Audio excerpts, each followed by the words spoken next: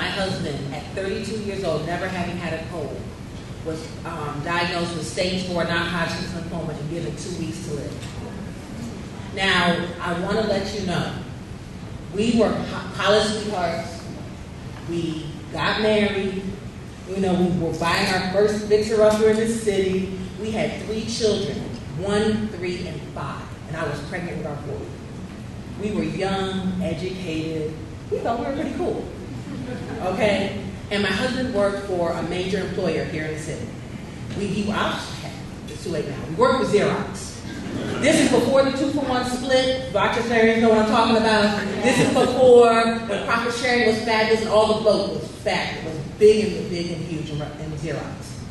We thought we had Cadillac health insurance. When my husband was an inpatient with 2 weeks to live, I'm 5 months pregnant. I'm getting bills, $14,000, $16,000, $24,000, because I did not know the word prior authorization for an inpatient procedure while he was already an inpatient. We were hardworking Americans. We went to school. We made good choices. I'm the child of a preacher. Okay, we thought we did okay. In order to save our home, I had to stand in bankruptcy court and ask for some help. In 2000, he got the cancer. In 2002, he got a cancer-related autoimmune disorder called dermatomyositis that rendered his arms and legs not working.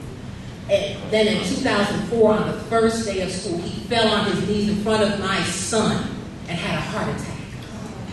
Then in 2006, every other year we got that.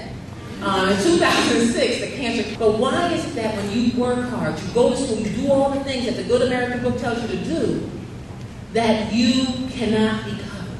I don't understand. We were in the paper, and you know, I have a good friend who was here tonight who said, Melanie, make sure you don't read the comments. Those little DNC comments on a website said, Melanie, don't do it, baby, don't do it. But you know, do I listen? No. Some people said that at what point do we say that we should just let people die? My husband is 40. Should we let him die? So they can look at me and say, that was just my baby daddy.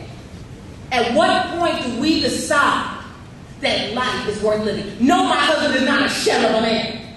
My husband is a priest of my home. My husband is a great man who is allowed to be the father of his children.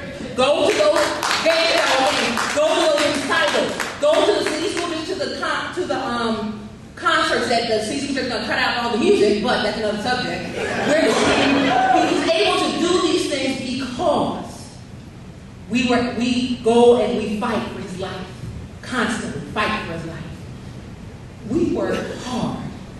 I work 50 hours a week. I love my job. Don't get me wrong. I love my job. I work hard. My husband and I have worked since we were 14 years old.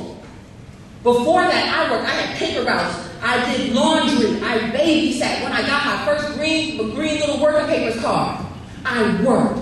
Every summer after school, I paid taxes. Why is it that my country cannot take care of me? And that's it.